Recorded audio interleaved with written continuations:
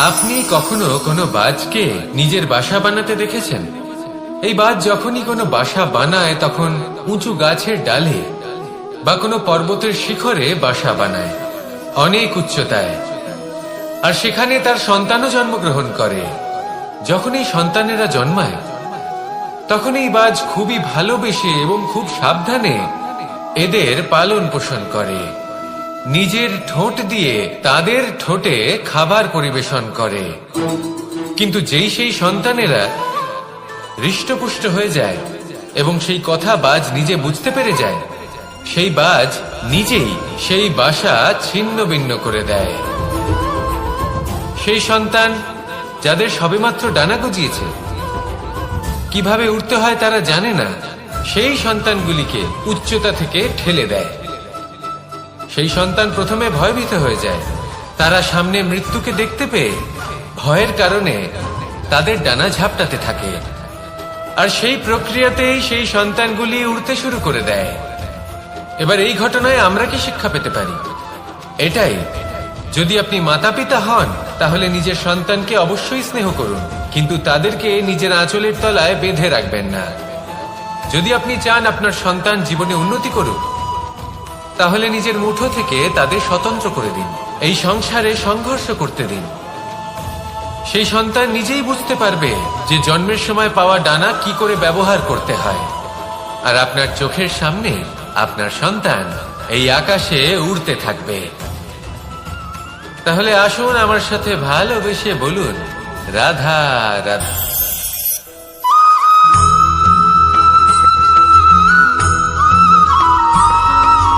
বসন্ত ঋতু, এই সময় মন আনন্দে ভরে থাকে। এমন মনে হয় যেন আমরা আকাশে বিচরণ করতে চলে যাই, কিন্তু সেটা তো সম্ভব নয়।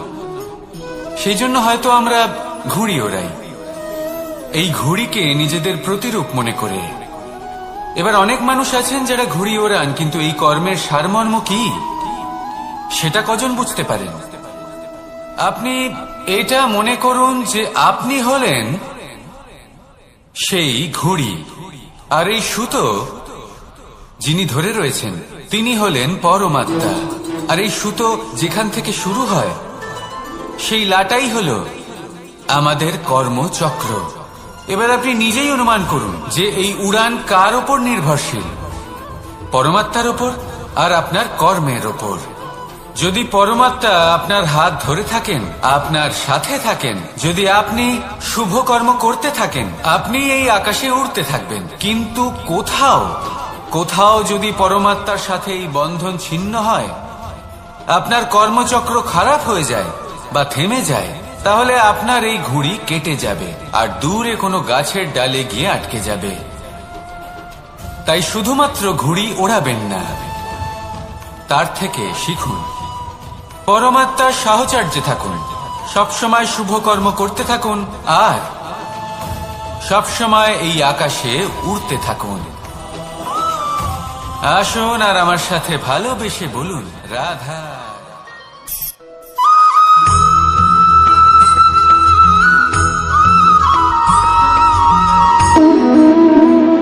সম্পর্ক হলো আমাদের জীবনের একটি আধার।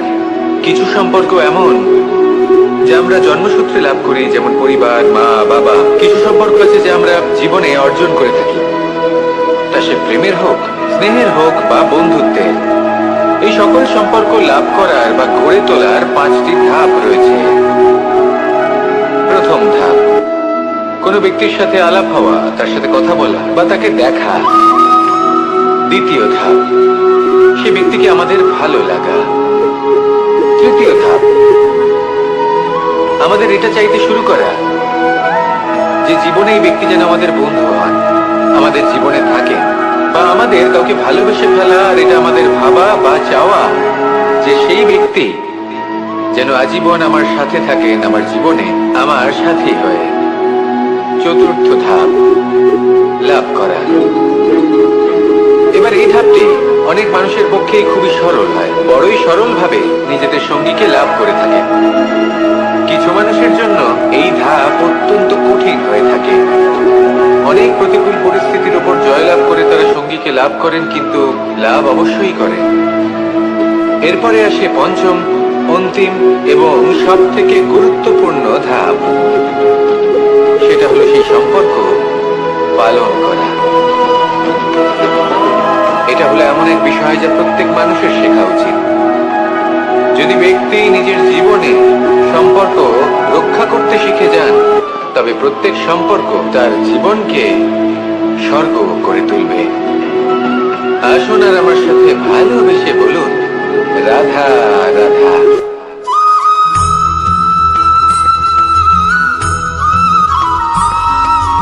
জীবনে যখন কোনো ব্যক্তি নিজের লক্ষ্য প্রাপ্তির জন্য নিরন্তর পরিশ্রম করতে থাকেন, চেষ্টা করতে থাকেন, তখন তিনি কষ্ট অনুভব করেন, কখনো শারীরিক কষ্ট, কখনো মানসিক কষ্ট।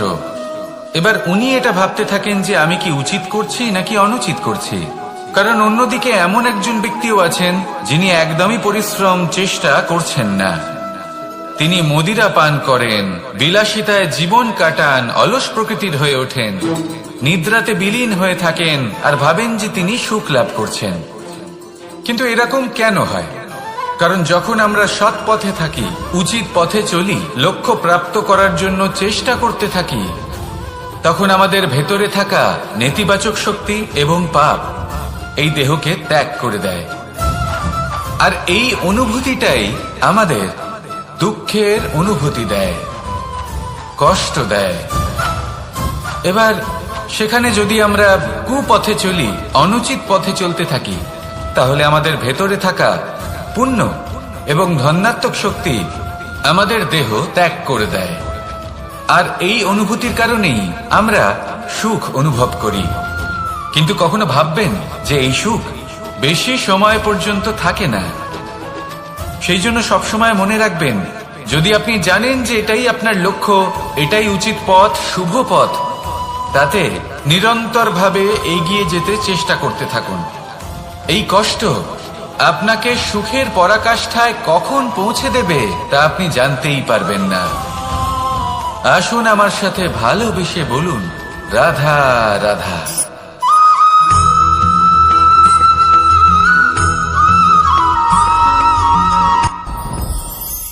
সাথী। সাথী এই শব্দটির ব্যাখ্যা কে কিভাবে করে? মিত্র, সখা, বন্ধু। কিন্তু অর্থ একটাই, তিনি যিনি আপনার সঙ্গী হন আর তিনি যার সাথী আপনি হন। এবার সব থেকে বড় প্রশ্ন হলো এটাই যে তিনি কে হতে পারেন যাকে আপনি আপনার সাথী বলে মেনে নিতে পারেন, নিজের সখা, নিজের মিত্র, নিজের বন্ধু মেনে নিতে পারেন। আপনার সাথী হলেন তিনি যিনি দুঃখের সময় আপনার পাশে থাকবেন, আপনার হাত ধরে থাকবেন। আপনার সাথী হলেন তিনি যার হাত আপনি নিজের সুখের দিনে ধরে থাকবেন। সেই সাথীরই হাত ধরুন যিনি দুঃখে সবসময় আপনাকে সাহায্য করার জন্য তৎপর হয়ে থাকেন, আপনার পাশে থাকেন, আর যাকে সুখের দিনে আপনি আপনার সাথে রাখতে পারেন। আর যখন আপনার সাথে আপনার এই সাথী থাকবে, তখন আপনি এটা বুঝবেন যে যখন জীবনে দুঃখ আসে, তখন এই দুঃখ কমে যায়, সবার মধ্যে ভাগ হয়ে যায়। আর যদি তখন সুখ আসে, তাহলে সেটা সবার উপস্থিতিতে আরো বেড়ে যায়। এটাই হলো প্রেম, এটাই হলো ভালোবাসা, এটাই হলো সঙ্গ।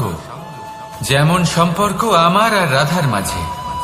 তাহলে আসুন আর আমার সাথে ভালোবেসে বলুন, রাধা রাধা।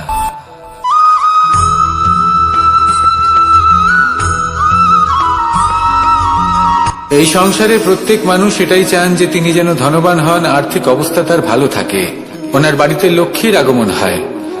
কিন্তু সেটা হবে কি করে, সেটাই হলো প্রশ্ন। কেউ বলেন যে যদি পরিশ্রম করো তাহলে ধন অর্জন সম্ভব, কেউ বলেন যে যদি বিদ্যা লাভ হয় তবেই ধন অর্জন সম্ভব, কেউ বলেন যে যদি বলশালী হও তবেই সম্পন্ন থাকবে।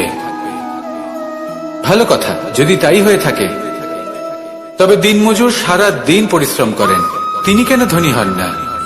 অনেকজন বিদ্বান মানুষ আছেন এই সংসারে, তারা কেন ধনবান হন না? অনেক সংখ্যক বলশালী ব্যক্তি আছেন, তাদের কাছে ধন নেই কেন? তাদের কেন ধনের অভাব হয়? আবার এমনও কিছু মানুষ আছেন যারা পরিশ্রম করেন, তারা দিনমজুর, কিন্তু তারা ধন অর্জন করতে পারেন। কিছু বিদ্বান ব্যক্তি আছেন যাদের কাছে অধিক মাত্রায় ধন রয়েছে। কয়েকজন বলশালী ব্যক্তি রয়েছেন যাদের কাছে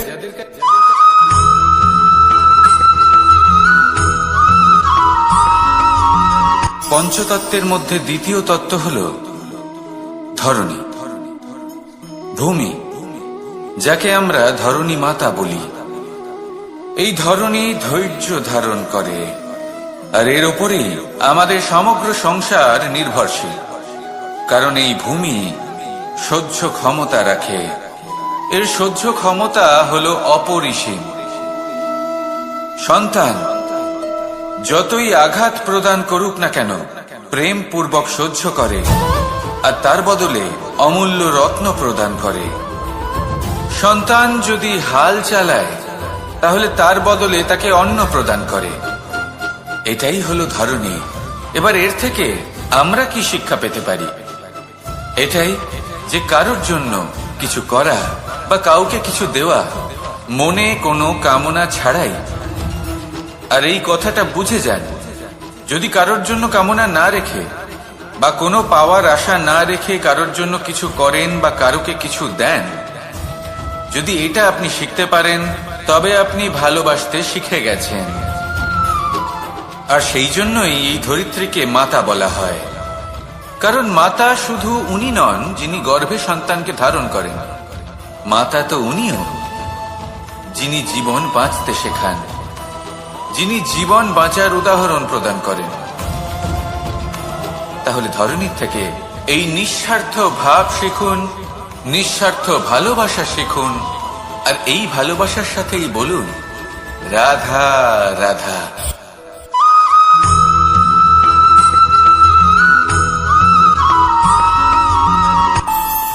আমাদের মনে যখন কোনো প্রশ্ন ওঠে, কোনো দ্বন্দ্ব জাগে, তখন আমরা যাই আমাদের গুরুর কাছে, আমাদের আরাধ্যের কাছে গিয়ে জিজ্ঞেস করি। এইভাবেই একদিন আমি পৌঁছলাম আমার আরাধ্যের কাছে, আমার মহাদেবের কাছে, আর ওনাকে প্রশ্ন করলাম যে মহাদেব, জীবনে আনন্দ পাওয়ার, উৎসব পালনের, প্রেম ভাগ করে নেবার, জীবনকে উপভোগ করে নেওয়ার সর্বশ্রেষ্ঠ সময় কোনটা? মহাদেব হাসলেন আর উনি বললেন, জীবনে উৎসব পালনের সব থেকে শ্রেষ্ঠ দিন হল মৃত্যুর ঠিক আগের দিনটা। প্রেম ভাগ করে নেওয়ার সব থেকে শ্রেষ্ঠ মুহূর্ত হল মৃত্যুর ঠিক আগের মুহূর্ত। জীবনকে উপভোগ করে নেওয়ার সর্বশ্রেষ্ঠ প্রহর হল মৃত্যুর এক প্রহর পূর্বে। তখন আমি চমকে গেলাম। আমি বললাম, কিন্তু মহাদেব, মৃত্যু তো অনিশ্চিত, আমরা জানিও না কবে আমাদের মৃত্যু হবে। মহাদেব আবার হাসলেন। উনি বললেন যে যদি আমরা এভাবে জীবন কাটাই যে আমরা জীবনের প্রত্যেক দিন, প্রত্যেক মুহূর্ত, প্রত্যেক প্রহর শেষ বলে মনে করি, তাহলে আমাদের সমস্ত জীবন আনন্দের সাথেই অতিবাহিত হবে। কি বলেন?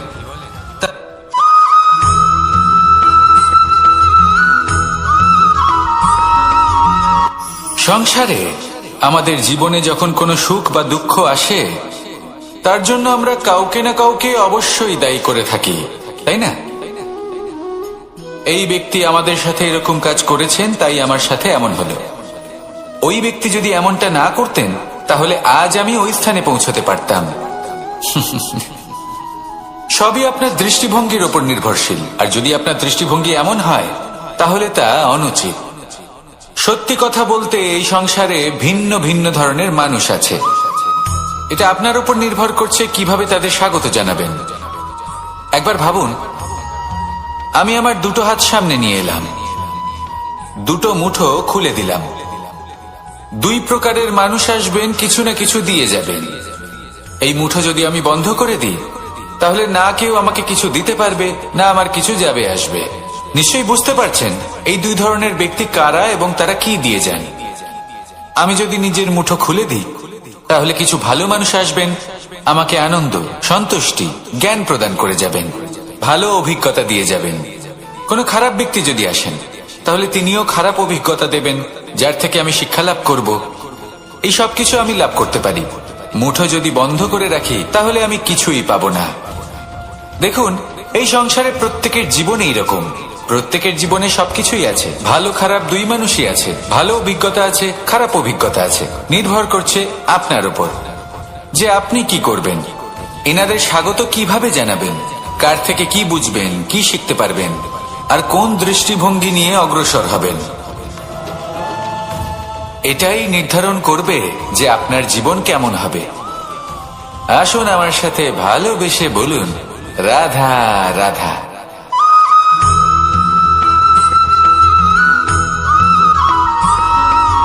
জীবনে অগ্রসর হওয়ার জন্য আমাদের কাকে প্রয়োজন হয়?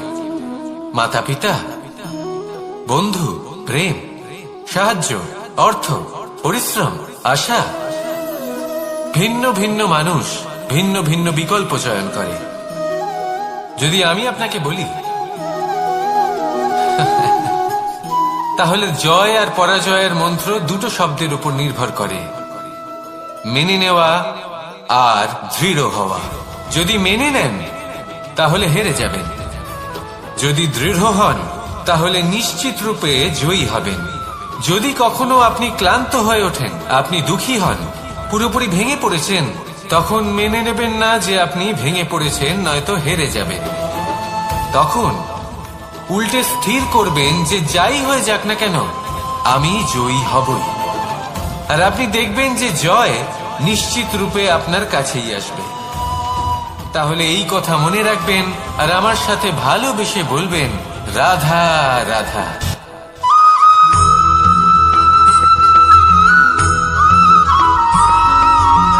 ভালো, শুধু ওনাদের কঠোর ব্যবহার দেখলে আমরা একটু ভয় পেয়ে যাই। এবার ওনাদের এই কঠোর ব্যবহার আমাদের ভালো না লাগলেও অত্যন্ত আবশ্যক, কারণ মাতার থেকে আমরা যে শক্তি লাভ করি তা যেন নিয়ন্ত্রণ হারিয়ে বিধ্বংসী না হয়ে ওঠে। আমরা যেন কোনো কুপথে না চলে যাই, আমরা কখনো যেন দোষ না করে ফেলি। শুধু সেই জন্য পিতা এবং গুরু একটু কঠোর হয়ে ওঠেন, এবং ওনাদের এই কঠোর আচরণ ভবিষ্যতে গিয়ে আমরা অবশ্যই বুঝতে পারি। জীবনে কিছু বছর আমরা এগিয়ে যাই আর তারপর আমরা বুঝতে পারি যে বাবা এবং গুরু আমাদের যথেষ্ট ভালোবাসতেন, কিন্তু ওনাদের ভালোবাসার বহিঃপ্রকাশ আলাদা। প্রয়োজনীয় হলো এটা দেখার, এটা বোঝার যে শুরু থেকে আমাদের প্রতি ওনাদের আচরণ কেমন ছিল। ওনাদের কঠোর হওয়ার পেছনে ওনাদের ভালোবাসাটা বোঝার চেষ্টা করুন, ওনাদের চিন্তাটা বোঝার চেষ্টা করুন, ওনাদের পথপ্রদর্শনের আড়ালে আপনার ভবিষ্যতের জন্য যে পরিকল্পনা ওনারা করেছেন সেটা বোঝার চেষ্টা করুন। তখন আপনারা বুঝতে পারবেন ওনাদের ভালোবাসাকে। আপনার মনের মধ্যে আপনা থেকেই ওনাদের প্রতি সম্মান জেগে উঠবে। নিজের পিতা এবং নিজের গুরু এই দুজনের প্রতি কৃতজ্ঞতা প্রকাশ করুন আর আমার সাথে ভালোবেসে বলুন, রাধা রাধা।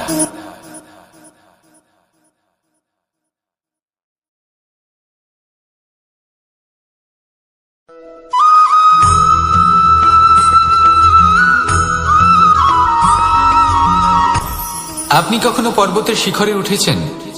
আপনি দেখতে পাবেন পর্বতের পদতলে প্রচুর সুন্দর ফুল রয়েছে, সবুজ বনানী রয়েছে। যত আপনি ওপরে উঠতে থাকবেন তত ফুল কমতে থাকবে, সবুজ বনানী কমতে থাকবে। আরো কিছুটা ওপরে উঠলে কাঁটা জাতীয় গাছ দেখতে পাবেন, শুকনো গাছ দেখতে পাবেন। আরো যদি ওপরে ওঠেন তাহলে পাষাণ দেখতে পাবেন। আরো উপরে উঠলে হিমখণ্ড দেখতে পাবেন।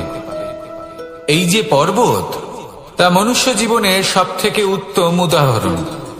মানুষ যখন সাফল্যের শিখরে পৌঁছতে চান, মহানুভবতার শিখরে পৌঁছতে চান, পথে যত আস্তে আস্তে উপরে উঠতে থাকেন ততই ভৌতিক বস্তু তার থেকে বিচ্ছিন্ন হতে থাকে। যদি তিনি সেই ভৌতিক বস্তুগুলি ত্যাগ না করতে পারেন তাহলে কখনোই সেই স্থানে পৌঁছতে পারবেন না। আর মানুষ যদি উচিত ত্যাগ করতে পারেন, পথে অগ্রসর হতে থাকেন, এগোতে থাকেন, তাহলে একদিন না একদিন তিনি মহানুভবতার, জ্ঞানের, সাফল্যের হিমের স্বাদ অবশ্যই লাভ করবেন।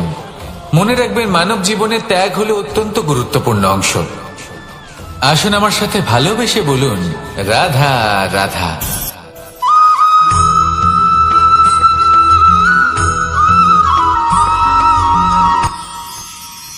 মানুষ তার জীবনে দুই ধরনের পরিস্থিতিকে খুব ভয় পায়। এক, কোনো কারণবশত কারোর সামনে নত হওয়া। 2, কোনো কারণে নিজের চরিত্র থেকে, নিজের মূল্যবোধ থেকে বিচ্যুত হওয়া। এবার কেন হয় এরকম যে কথায় কথায় কারোর সামনে নত হতে হয়? কেন বারংবার নিজের চরিত্র থেকে চ্যুত হতে হয়? এরকম কেন হয়? এটা তখনই হয় যখন আমাদের শিক্ষা এবং মূল্যবোধের অভাব থাকে। যদি মানুষের মধ্যে প্রকৃত শিক্ষা থাকে তাহলে এই সংসারে কোনো সময় এবং কারোর সামনেই নত হওয়ার কোনো প্রয়োজন নেই। যদি মানুষের মধ্যে মূল্যবোধ থাকে তাহলে তাকে নিজের মূল্যবোধ বা চরিত্র থেকে বিচ্যুত হতে হয় না, তা সে যাই হয়ে যাক না কেন।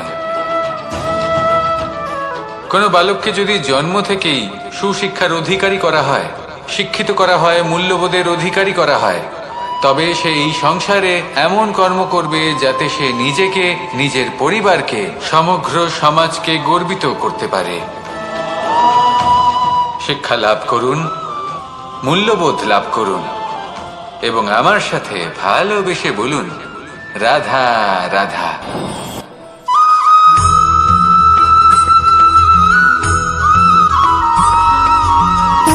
সুখ, দুঃখ এবং শক্তি, এই 3 হলো এই সংসারের ত্রিদেবের মতো। আমাদের জীবনে যা কিছু ঘটছে এই 3টির ভিত্তির উপরেই হচ্ছে।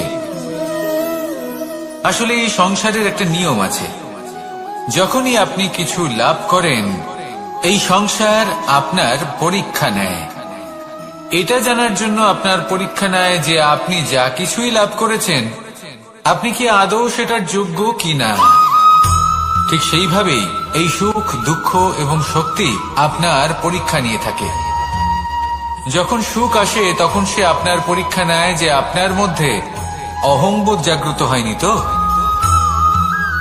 যদি অহংবোধ চলে আসে তাহলে সুখ সেখানেই সঙ্গ ত্যাগ করে। দুঃখ আপনার ধৈর্যের পরীক্ষা নিতে থাকে, আর যদি আপনার মধ্যে ধৈর্য না থাকে তাহলে এটা আপনাকে আরো বেশি দুঃখের গভীর অন্ধকারে ঠেলে দেবে। সেখানে শক্তি পরীক্ষা নেয় আপনার বিনম্রতার। যদি আপনি বিনম্র না হন তাহলে হয় এই শক্তি আপনার সঙ্গ ত্যাগ করবে, নয় এই শক্তি বিনম্রতার অভাবে আপনার পতনের কারণ হতে পারে। এই সংসারে যে কোনো ব্যক্তি যিনি এই পরীক্ষায় উত্তীর্ণ হয়ে থাকেন এই জীবনে তিনি সাফল্য লাভ করেন। আসুন আমার সাথে ভালোবেসে বলুন, রাধা রাধা।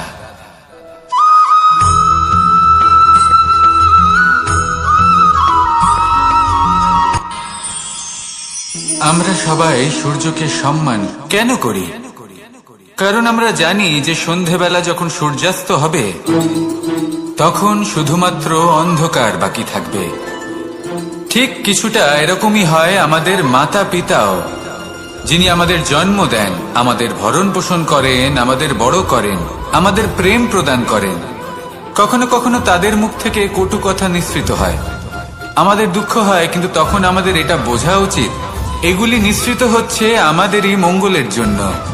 যেমন সূর্যদেব, উনিও উত্তাপ দিয়ে থাকেন আমাদেরই মঙ্গলের জন্য, যাতে ফসল পাকতে পারে, যাতে জল বাষ্প হয়ে মেঘ হতে পারে, বৃষ্টি হতে পারে, আর এই সংসারে নিরন্তর জলের প্রবাহ থাকে। আমাদের মাতা পিতা, তাদের কঠোর আচরণ, তাদের কঠোর অনুশাসনের পেছনে লুকিয়ে থাকে ওনাদের ভালোবাসা। আমাদের তা বুঝতে হবে, সসম্মানে ওনাদের গ্রহণ করতে হবে। কারণ ঠিক সূর্যাস্তের পরে যেমন চতুর্দিক অন্ধকারচ্ছন্ন হয়ে যায়, তেমনি আমাদের জীবন থেকে যখন আমাদের মাতা পিতা চলে যায় তখন আমাদের জীবনেও শুধু এবং শুধুমাত্র অন্ধকারই ছেয়ে থাকে। সেই জন্য নিজের মাতা পিতাকে সম্মান করুন, ওনাদের ভালোবাসা প্রদান করুন। এই মন আর এই জীবন প্রসন্ন হয়ে বলবে, রাধা রাধা।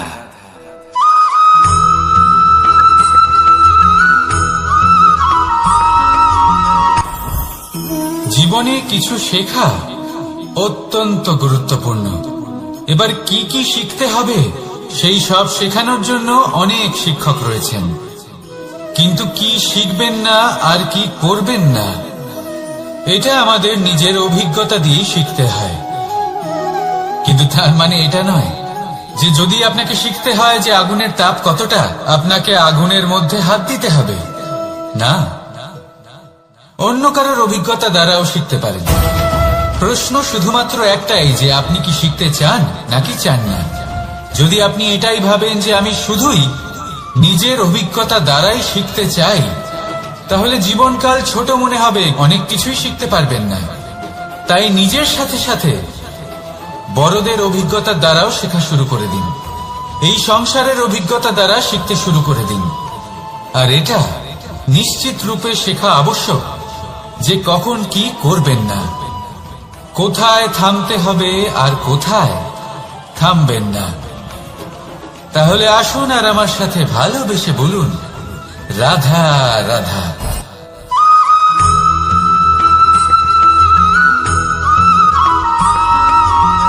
এই সংসারে সব থেকে বেশি কোমল বস্তু হলো রেশম। এই রেশম এতটাই কোমল হয় যে এর পুরো একটা থান শুধুমাত্র একটা হাতে ধরা সম্ভব। কখনো ভেবে দেখেছেন এই রেশম কিভাবে হয়? একটি কীট তার লালার দ্বারা উৎপন্ন হয়। এই কীট সেই রেশমকে পাক দিতে থাকে, পাক দিতেই থাকে আর আস্তে আস্তে তার মধ্যেই জড়িয়ে পড়ে। শেষে ওর এই সুন্দর অমূল্য সৃষ্টি রেশমের এই সুতো তার নির্মাণ কার্য পূর্ণ হয়, কিন্তু তাতেই ও নিজে বন্দী হয়ে যায়। নিজেরই মায়াজালের এই বন্দী গৃহে নিজেই ফেঁসে যায়। এবার এই সুতোকে ব্যবহারযোগ্য করে তোলার জন্য এই কীটগুলিকে এই কবচের সাথেই ফুটন্ত জলে ফেলে দেওয়া হয়। এই সংসারে যদি আমাদের স্বপ্ন এই সংসারের দুঃখ হরণ করার জন্য, এই সংসারে সুখ বিতরণ করার জন্য হয়, তবেই আমাদের প্রগতি সম্ভব। যদি আমাদের এই স্বপ্ন শুধুই আমাদের এবং আমাদের স্বার্থ সিদ্ধির জন্য হয়, তাহলে এই স্বপ্ন আমাদের অন্ধ করে দেবে, আমাদের অন্ধকারের পথে নিয়ে যাবে, আর আমরাও সেই কীটের মতো হয়ে যাব। নিজেদেরই মায়াজালে আমরা নিজেই ফেঁসে যাব, আর শেষে আমরা যদি কিছু লাভ করি তা হবে একাকিত্ব, অন্ধকারময় মৃত্যু। তাই স্বপ্ন অবশ্যই দেখুন, কিন্তু এমন ভাবে স্বপ্ন দেখবেন না যে তার এই বন্দিগৃহে আপনি নিজেই ফেঁসে গেলেন। স্বপ্ন দেখুন পরোপকারে।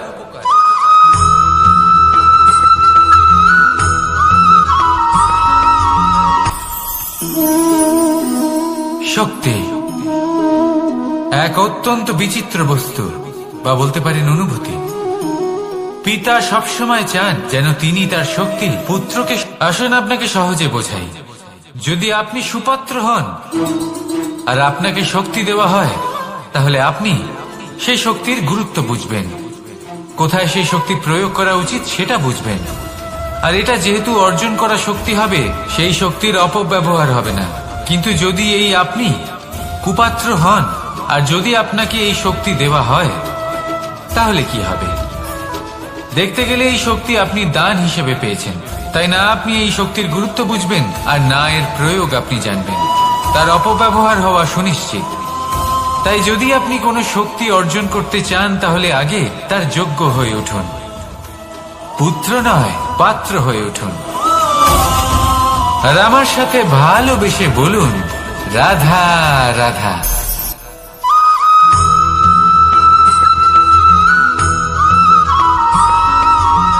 এই সংসারে প্রত্যেক মানুষ এটাই চান যে তিনি যেন ধনবান হন, আর্থিক অবস্থা তার ভালো থাকে, ওনার বাড়িতে লক্ষ্মীর আগমন হয়।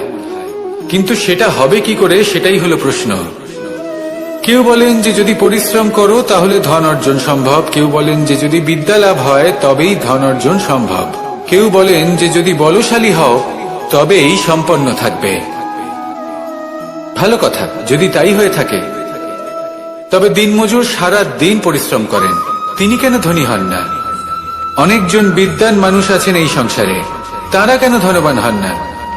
অনেক সংখ্যক বলশালী ব্যক্তি আছেন, তাদের কাছে ধন নেই কেন? তাদের কেন ধনের অভাব হয়? আবার এমনও কিছু মানুষ আছেন যারা পরিশ্রম করেন, তারা দিনমজুর, কিন্তু তারা ধন অর্জন করতে পারেন। কিছু বিদ্বান ব্যক্তি আছেন যাদের কাছে অধিক মাত্রায় ধন রয়েছে। কয়েকজন বলশালী ব্যক্তি রয়েছেন যাদের কাছে